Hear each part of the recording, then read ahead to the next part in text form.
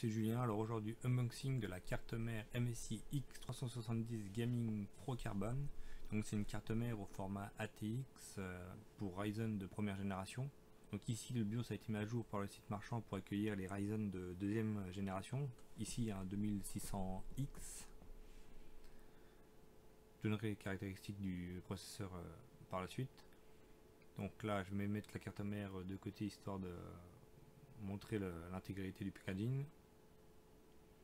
Donc sous le carton nous avons déjà la notice d'utilisation avec tous les caractéristiques de la carte mère, une feuille d'autocollant pour le repérage des câbles, on a le CD de driver, la notice de garantie et un guide d'installation rapide pour la RAM et le processeur.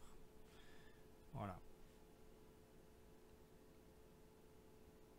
On a aussi, donc là ça c'est le câble pour les LED de carte mère, la plaque YoShield avec du rouge, le dragon, une plaque YoShield assez jolie, type gaming. On a deux câbles SATA droit d'un côté et coudé de l'autre. Voilà. On a donc un connecteur SLI pour carte graphique. Et on passe au déballage de ce qui nous intéresse le plus, donc la carte mère, la Gaming Pro Carbon, qui est vraiment une très jolie carte mère. Les inserts de carbone sont vraiment du plus bel effet. On a donc un socket AM4 pour processeur Ryzen de première et de deuxième génération. On a les protections métalliques au niveau des slots de RAM et de PCI Express. On a donc deux ports de type M2, dont un qui est protégé par un dissipateur. On a donc trois ports PCI Express une fois, un port PCI Express 2.0 en 16 fois et deux ports PCI Express, donc ceux qui sont renforcés métalliques en 3.0 16 fois. On a une carte son Realtek ALC 1220 à 8 canaux. On a donc une puce Intel pour le réseau 10-100 et au gigabit.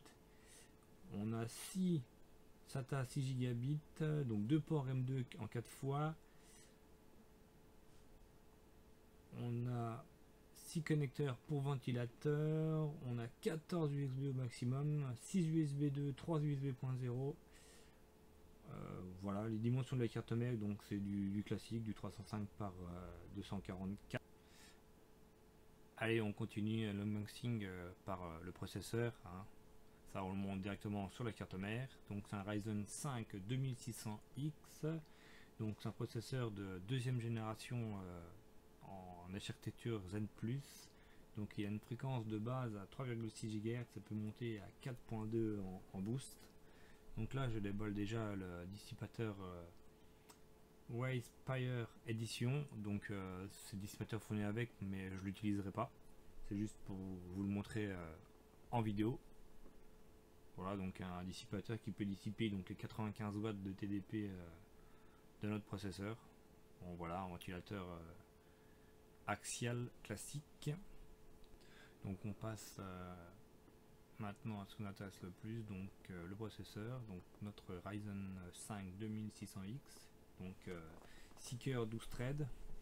12 threads c'est le technologie SMT de chez AMD, mais c'est équivalent à l'Hyper Training de chez Intel.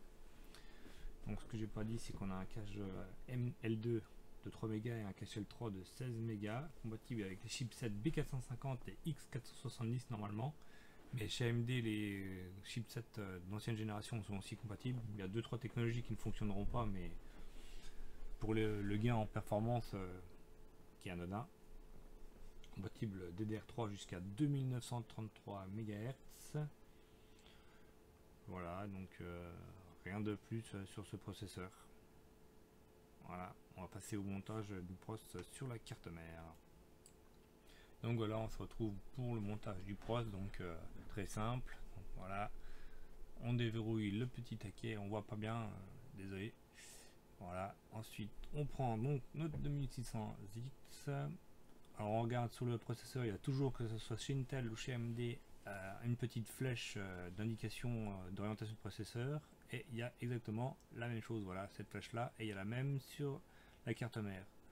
On pose, voilà, délicatement, Normalement il s'insère tout seul. Évidemment je l'avais pas mis correctement au départ. Voilà, une fois qu'il s'insère correctement, on n'a plus qu'à appuyer. Voilà, je vous montre plus en détail la petite flèche comme on m'a indiqué. Et on referme la petite maillette qui est un petit peu dure, mais c'est normal. Et voilà, c'est clipsé, le processeur ne bouge plus. Et voilà, à bientôt pour les futurs unboxings.